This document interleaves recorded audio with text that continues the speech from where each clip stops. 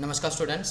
आज का हमारा जो टॉपिक रहेगा CSS में सिलेक्टर्स का रहेगा, जिसके according CSS selector are use to select the content you are want to style. यानी जब भी हम HTML के अंदर वेब पेज डिज़ाइन करेंगे तो उसके जो कंटेंट होते हैं उन कंटेंट एलिमेंट को हम सिलेक्टर्स के रूप में डिफ़ाइन करते हैं। यानी CSS क्या कहती है लैंग्वेज कि जब भी आपका HTML वेब पेज बनेगा उस HTML वेब पेज के अंदर जितने भी एलिमेंट होंगे तो उनको प्रॉपरली सिलेक्टर माना जाएगा। CSS उसको सिलेक्टर के अकॉर्डिंग डिफ़ाइन करती है, जैसे उसकी आईडी क्या है, उसकी क्लासेस क्या हैं, उसके टाइप्स क्या हैं, उनके एट्रीब्यूट्स क्या हैं। यानी जितना भी CSS का कंटेंट होगा वो HTML के सिलेक्टर पे डिपेंड करेगा। यानी CSS उन कंटेंट को सिलेक्ट करेगी, सिलेक्ट करने के बाद अपना स्टाइल उनके ऊपर अप्लाई करेगी। CSS लैंग्वेज में HTML कंटेंट के लिए सर्वल या आप ये कह सकते हो डिफरेंट टाइप के सिलेक्टर्स बने हुए हैं, जैसे CSS एलिमेंट सिलेक्टर है, CSS ID सिलेक्टर है, CSS क्लास सिलेक्टर है, CSS यूनिवर्सल सिलेक्टर है एंड CSS ग्रुप सिलेक्टर है।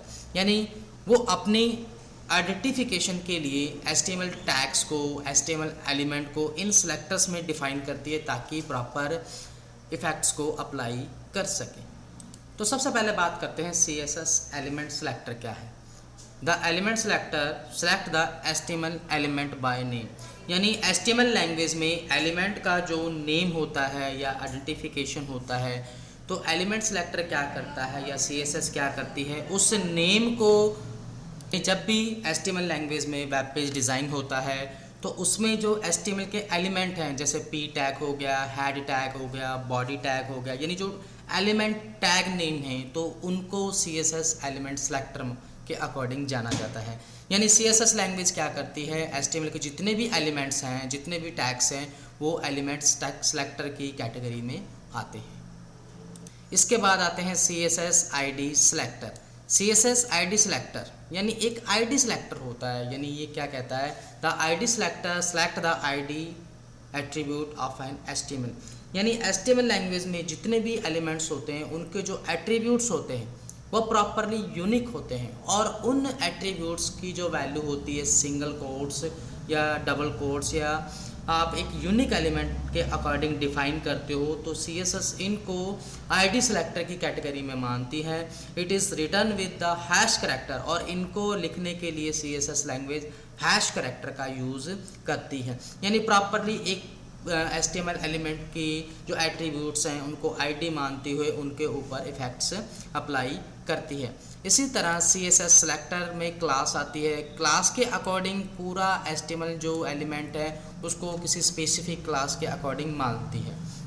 यानी the class selector select HTML elements with a specific class attribute. It is used with a period character follow by the class name. यानी इसमें क्या होगा, जितने भी सिंबल्स होते हैं उनको फुल स्टॉप के साथ डिनोटेड किया जाता है, एंड प्रॉपरली आप उसमें एक क्लास बनाओगे और उस क्लास के अंदर कोई भी एट्रीब्यूट होगा जो स्पेसिफिक रूप से डिफ़ाइन किया जाएगा। यानी अगर आपने HTML में कोई ऐसा कंटेंट डिज़ाइन किया है, अगर उस कंटेंट में अपनी क्लास की कोई प्रॉपर्टी अप्लाई करना चाहते हो तो आप क्लास सिंबल का यूज़ करके या क्लास सेलेक्टर का यूज़ करके उन एट्रीब्यूट्स या कंटेंट के ऊपर अपनी वैल्यू या CSS की वैल्यू अप्लाई कर सकते हो। इसी तरह नेक्स्ट जो रहता है CSS class selector for specific element. इसमें किसी स्पेशल एलिमेंट के अकॉर्डिंग आप एक क्लास डिफाइन करते हो और उस क्लास के एट्रीब्यूट्स में अपना इफेक्ट अप्लाई करते हो। CSS universal selector.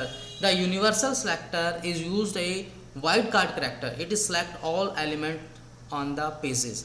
यानी अगर हमें पूरे पेज पे कोई इफेक्ट लगाना है तो हम यूनिवर्सल सिलेक्टर का यूज़ करते हैं।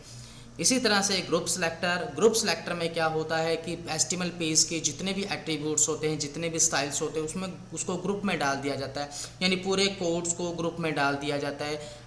एवरी कोड को आप कॉमा से सेपरेट करते हो और उसके बाद ग्रुप में डालने के बाद आप अपना इफ़ेक्ट्स या CSS का इफ़ेक्ट्स इस पर अप्लाई कर सकते हो।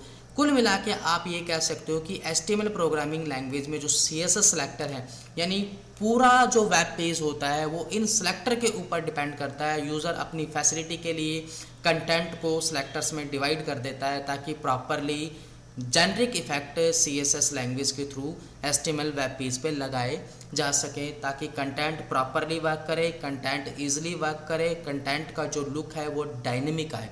इसलिए CSS लैंग्वेज ने अपने जितने भी कंटेंट हैं, जितने भी स्टाइल्स हैं, उनको सिलेक्टर्स के अकॉर्डिंग बांटा है और ये रूल्स का एक सेट है।